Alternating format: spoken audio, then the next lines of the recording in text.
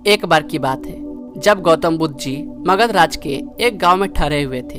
गांव से थोड़ा बाहर एक मोची अपने परिवार के साथ रहता था। उस मोची के घर के पास एक तालाब था। एक दिन रोज की तरह सुबह मोची तालाब के किनारे पानी लेने गया। वहां उसने तालाब में एक बहुत ही अद्भुत पुष्प देखा। वह पुष्प देखने में बहुत ही सुंदर था और चमत्कारित भी प्रतीत हो रहा था। मोची ने तुरंत ही अपनी पत्नी को बुलाया और वह पुष्प उसे दिखाया। मोची की पत्नी आध्यात्मिक और धर्म में आस्था रखने वाली थी। वह पुष्प को देखते ही समझ गई कि जरूर कल यहाँ से गौतम बुद्ध जी गुजरे होंगे। उन्हीं के प्रताप से यह पुष्प खिला है।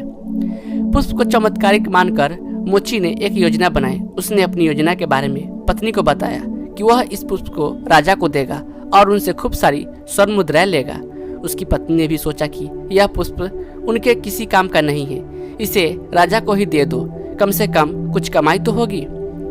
पत्नी की सहमति के बाद मोची राजमहल की ओर निकल गया। राजमहल के रास्ते में उसे एक व्यापारी मिलता है। मोची के हाथ में पुष्प देखकर वह रुक जाता है। वह मोची से पूछता है कि भाई, यह पुष्प लेकर कहाँ जा रहे हो? मोची कहता है कि मैं यह पुष्प लेकर राजा के पास जा रहा हूँ। इसे राजा को भेंट कर मैं राजा से मुंह मांगा इनाम लूंगा। व्यापारी ने मोची को प्रस्ताव दिया कि तुम यह पुष्प मुझे दे दो, बदले में मैं तुम्हें 100 स्वर्ण मुद्राएं दूंगा।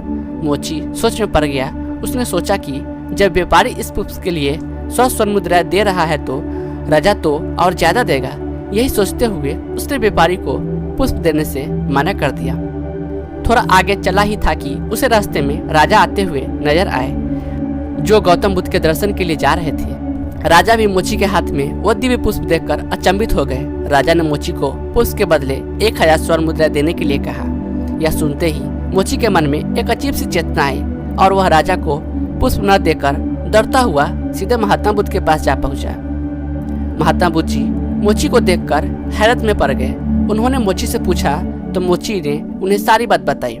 इसके बाद मोची ने वह पुष्प महात्मा गौतम बुद्ध के चरणों में अर्पित किया और उनसे कहा कि पहले तो मेरे मन में पुष्प को लेकर लालच आ गया था, लेकिन अब मैं समझ गया हूँ कि जिसकी छाया पड़ने से एक पुष्प इतना दिव्य हो गया हो, अगर उसकी शरण में मैं चला जाऊं तो मेरा जीवन भी धन्य हो जाएगा।